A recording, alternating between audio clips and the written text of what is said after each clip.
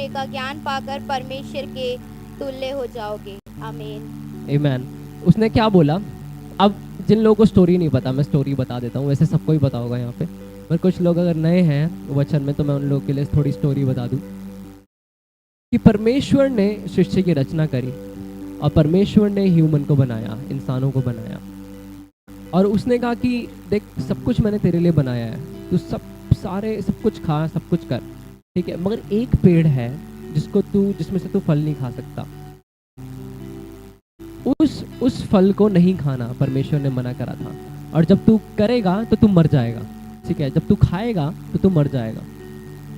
फिर एक टाइम आया कि एक सांप आया, सांप था सेटन, शैतान था वो सांप, और वो सांप आया और उसने स्त्री को आके बोला, फिर दोबारा वो चीज पढ़िए।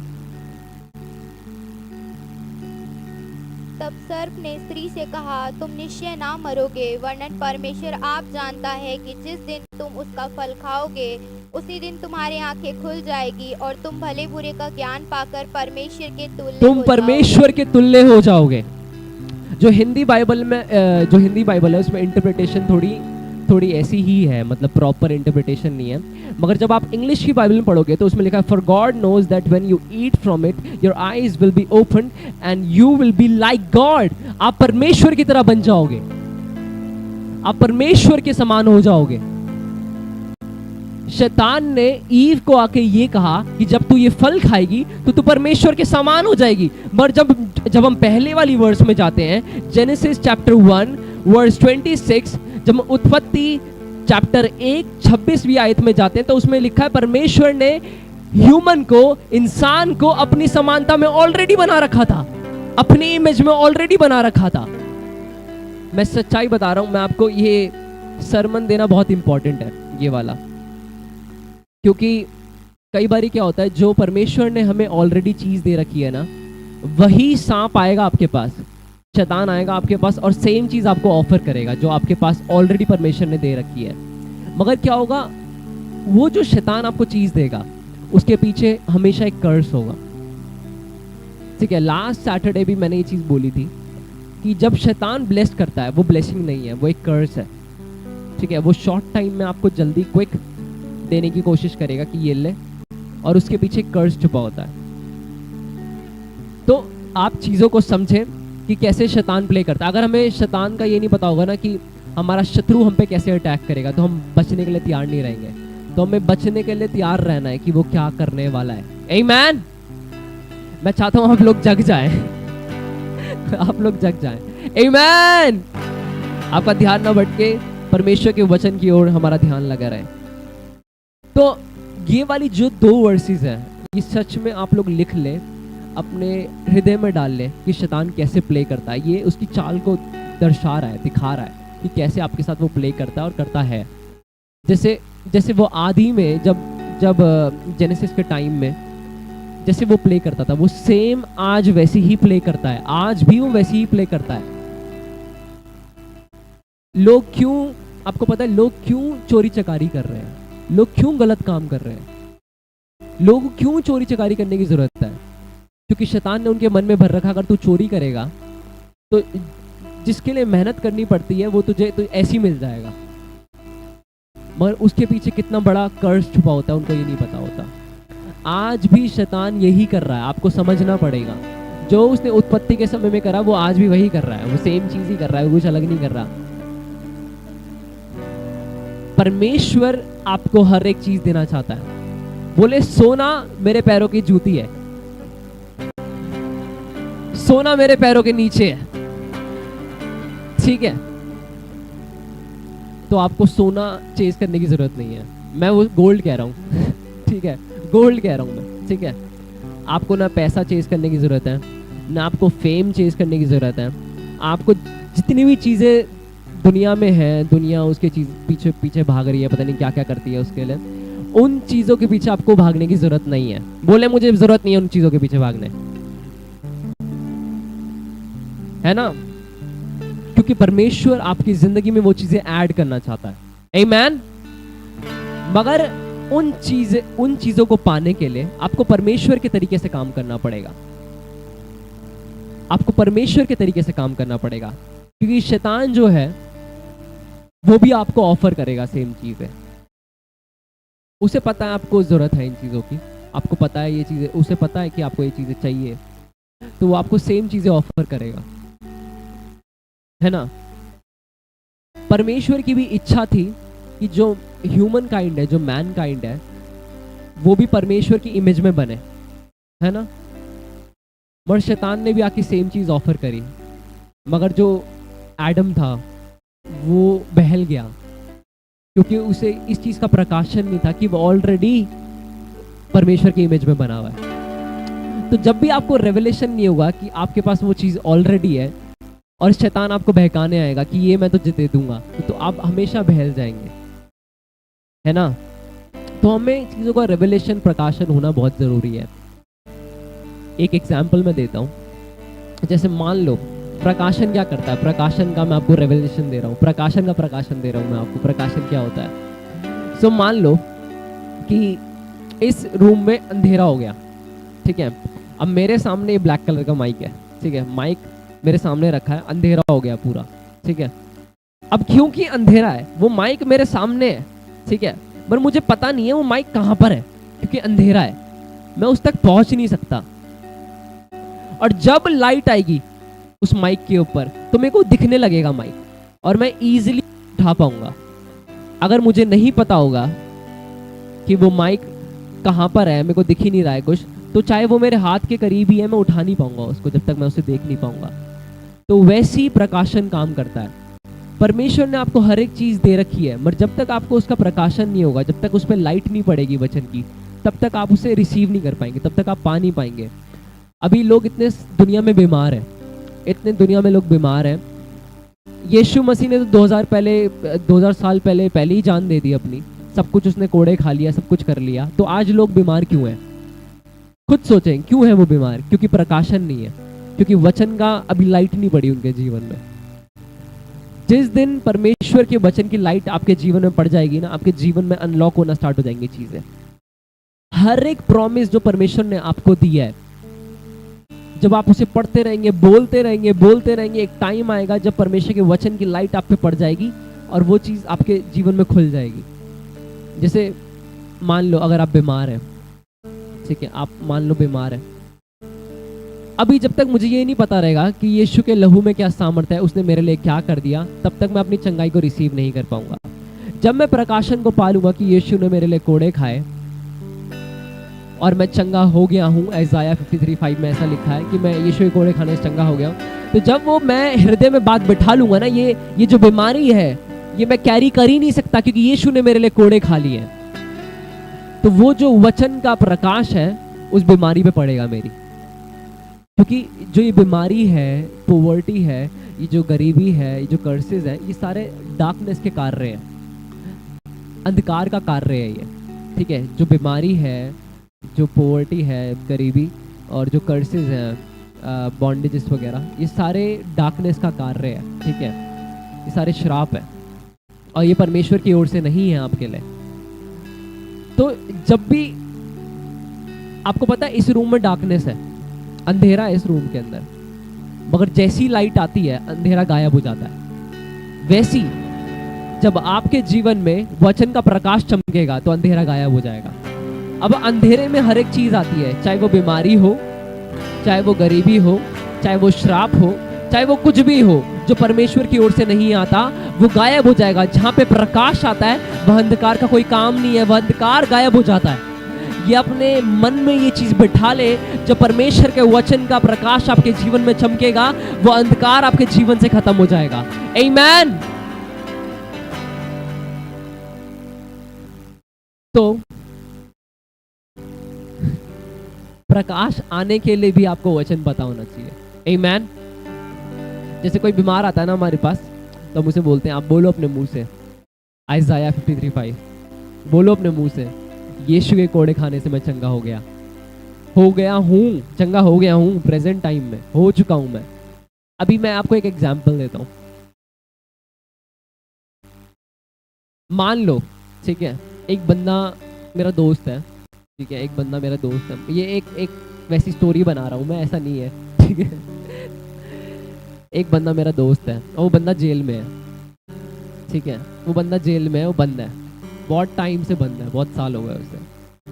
अब क्या करा, मैं उसके पास गया, उसको बेल दिलाने के लिए, उसे छुट्टी दिलाने के लिए जेल से एक अमाउंट पे करना होता है ना, कौन कौन जानता है, एक अमाउंट पे करना होता है। तो मैंने क्या करा, मैं पुलिस वाले के पास गया, मैंने वो अमाउंट पे करा, और अब उस बंदे को जो जेल के अंदर है उसे छुट्टी मिल चुकी है।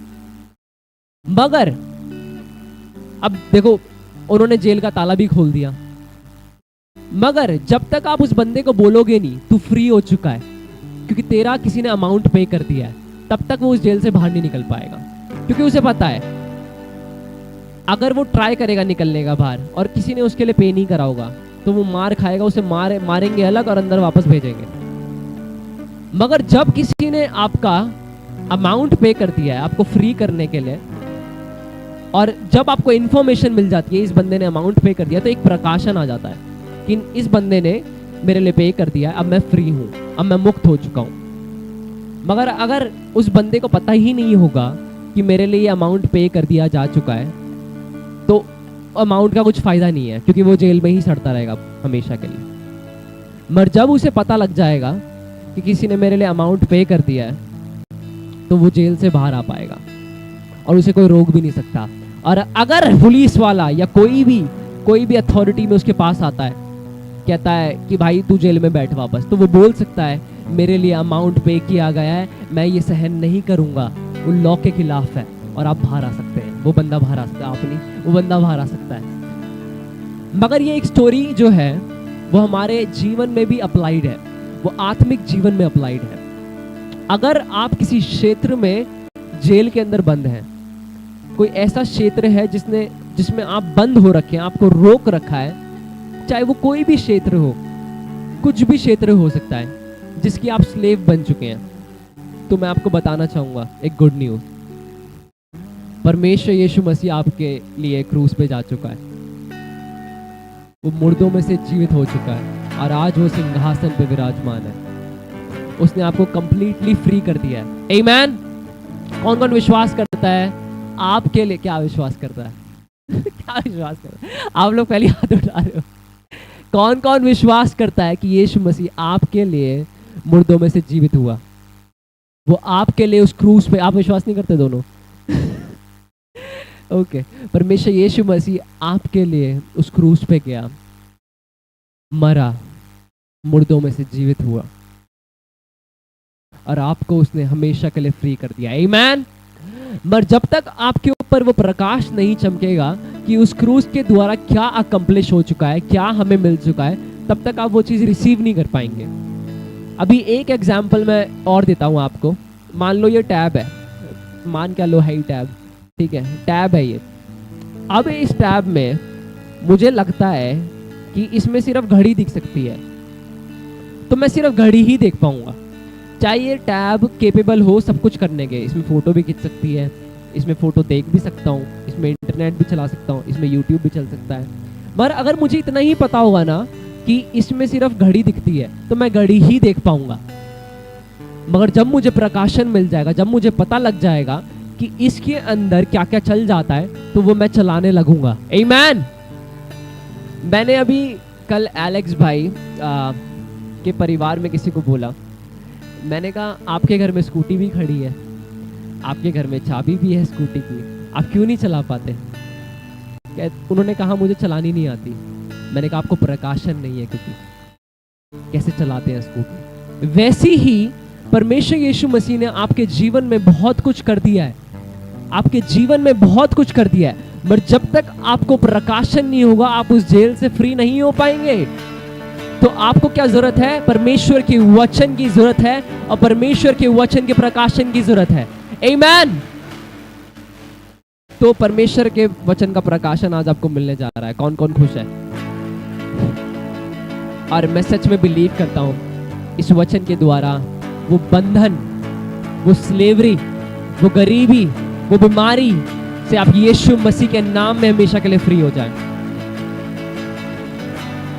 हम निकालेंगे इफिशियंस चैप्टर 1 वर्स 3।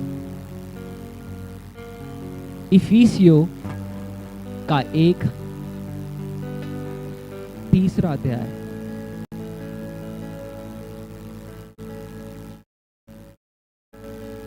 ये जो है, ये परमेश्वर का वचन जो है, ये आपके जीवन में ऐसी चीजों को अनलॉक करने जा रहा है कि आप कहेंगे इतने टाइम से इसका प्रकाश मुझ पे क्यों नहीं चमका।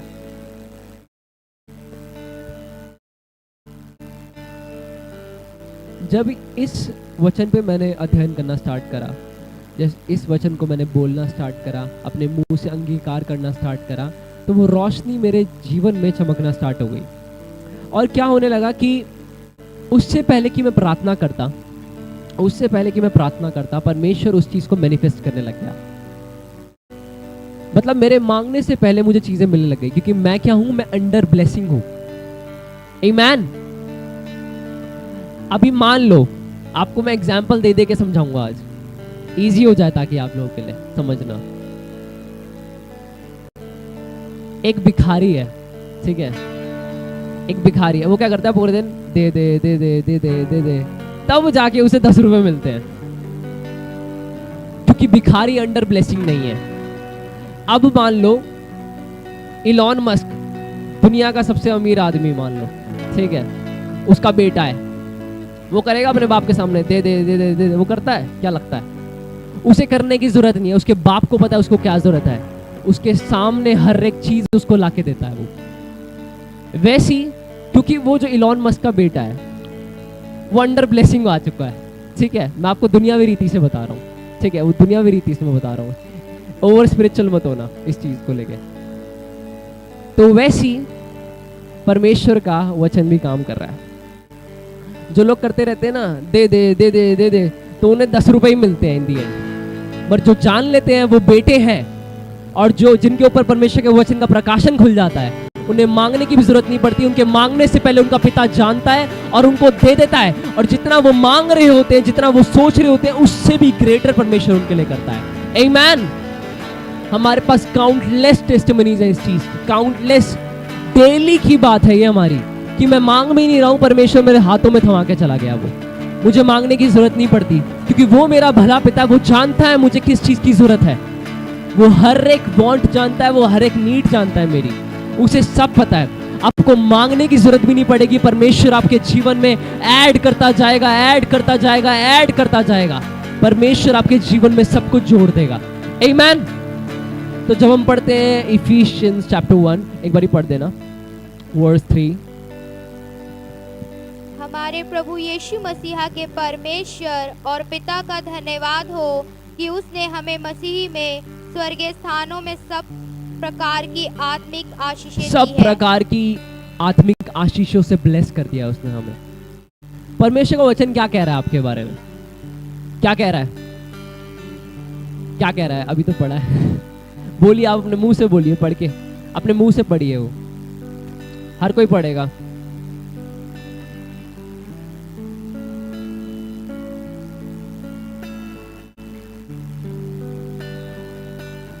निशा तुम पढ़ो, सब तुम्हारे साथ पढ़ेंगे। 1 2 and 3। हमारे प्रभु यीशु मसीहा के परमेश्वर और पिता का धन्यवाद हो कि उसने हमें स्वर्ग में स्वर्गीय स्थानों में सब प्रकार की आत्मिक आशीषें दी है। आमीन, आमीन। तो परमेश्वर क्या कह रहा है आपको? उसने आपको हर एक ब्लेसिंग से ब्लेस कर दिया ऑलरेडी। अब आप हर एक ब्लेसिंग को समझ रहे हैं? हर एक ब्लेसिंग समझ रहे हैं आप? क्या मतलब है उसका? जिन चीजों के पीछे दुनिया भाग रही है ना, परमेश्वर ने आपके जीवन में वो ऐड कर दिया है। मगर क्या है? प्रकाशन नहीं है अभी। जब आपके जीवन में ये वचन आपका आधार बन जाएगा, जब आप इस बात को सच में पूरे हृदय से मान लेंगे ना, तो इस वचन की, जो ये वचन है, इसका प्रकाश आपकी जिंदगी में चमक जाएगा। और जब वो चमकना स्टार्ट हो जाएगा, तो मांगने से पहले वो चीज आप सोच ही रहे होंगे, परमेश्वर आपके सामने लाके खड़ी कर देगा, और उससे भी ग्रेटर आपके सामने वो चीजें आएंगी। मगर इन दी एंड मैं आपको क्या सिखाना मांग रहा हूं कि हम ये दुनियावी चीजों को चेज नहीं करते, हम इन चीजों के पीछे नहीं भागते। ना गाड़ी के पीछे भागते हैं, ना पैसे के पीछे भागते हैं, ना घर के पीछे भागते हैं। ये सारी चीजें हमारे पीछे भागती है। आमीन। तो परमेश्वर ने कहा क्योंकि मैं तुझसे इतना प्यार करता हूँ, मैं तुझसे इतना प्रेम करता हूँ, मैं तुझे हर एक आत्मिक आशीष से ब्लेस कर चुका हूँ, मैं ऑलरेडी तुझे कर चुका हूँ, तू कब जानेगा? मैंने तुझे सब कुछ दे दिया है, तुझे मांगने की जरूरत नहीं है, मैंने तुझे सब कुछ दे दिया है। कई लोग क्या करते हैं, प्रभु यीशु मुझे ये दे दे, मुझे ये दे दे, मैं फास्टिंग करूंगा, मैं ये करूंगा। अरे परमेश्वर तो मेरी सुनता ही नहीं यार, हटाओ, सुनता ही नहीं है। परमेश्वर मन में रोता होगा, सच में, सच में रोता होगा। उसके वचन, उसका वचन बताता है हमें,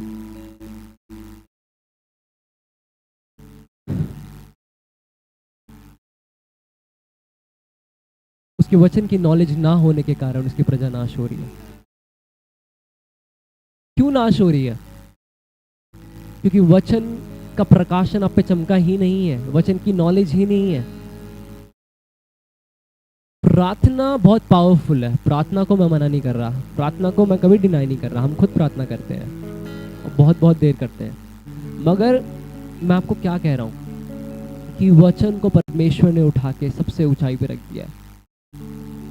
वचन सबसे ग्रेटर कर दिया उसने, ग्रेटेस्ट है वो। आमीन।